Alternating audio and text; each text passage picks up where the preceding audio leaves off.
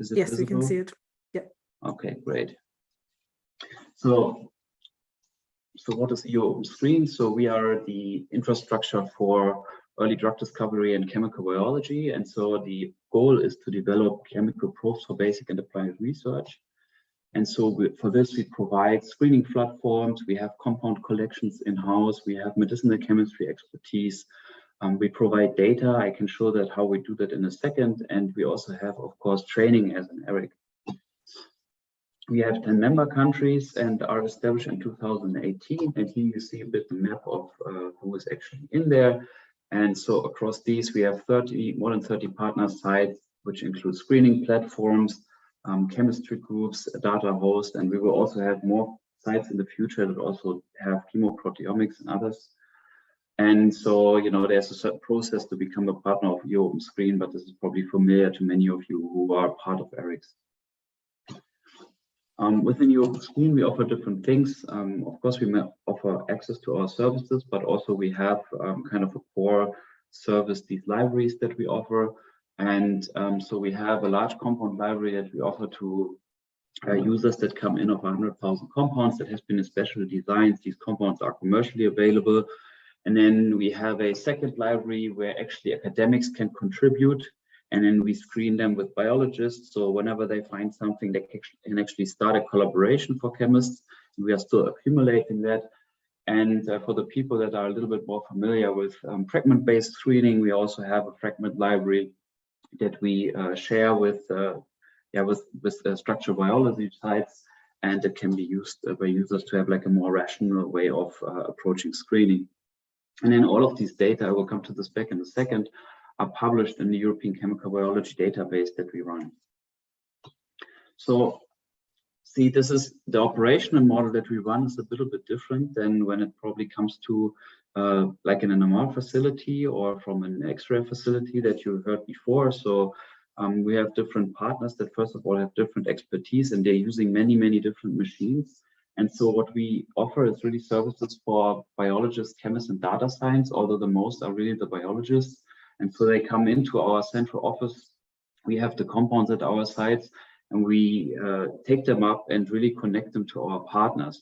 But our partners, in the end, they do the work. So it's not that the user is coming into our facility and is doing the work, but most of the work is really done by our partners. So basically, we are not allowing people to work on these screening robots and so on, because it's really high expertise machinery that cannot be easily operated. And the users that come in our facilities are especially users that are not so familiar with screening. Otherwise, some of them could even do that themselves. So it's really that they're not experts, and they couldn't really easily use these machines. Nonetheless, we when it comes to, for example, biologists, we had to also deal with some things in the past, because when a biologist is coming to the screening units, what they have to do is they usually supply an assay. And the idea always was that the biologist really comes to the screening site, it explains everything about the assays and shows them how to do it. But of course, with Corona, that wasn't possible anymore. So we fixed this with having a lot of conferences and really a lot of contact with our users. This is just adding up on this again. So for biologists, we offer these. They usually bring in a biological assay, and we do the screening. For chemists, they can provide compounds for us, and the data scientists can access the data that we all publish. So this is something that we implemented from the start. So luckily, we didn't have to set up that during Corona times. So we committed to fair verification of data, and so we publish all our screening data in the ECBD. And this is a database that we run, that one of our partners runs. And here we also use this tool to distribute our data to our users. So there's an embargo period on the data that is actually uploaded here, but the users have access from the start to this data. And in this way, So in this way, we can provide the data to the user quite easily. And there's a certain framework in how we do it, because the users are in many cases not experts. We really support them on how to look at them and in the most easy way.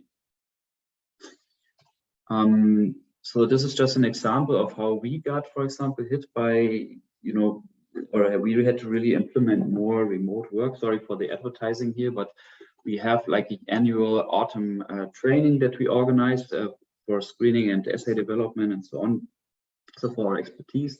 And so we really started to, in the beginning was really the idea that everyone would come to us and do that, but then we had to change everything because that was not possible. So we really just set that up on Zoom, and we had a lot of participants that came in. Here, one of the challenges, as probably you all know, is when you have a lot of people on Zoom, the program easily crashes and you have a lot of answering in the background that you have to do and so on. But now we actually decided to continue this format, and it works really well.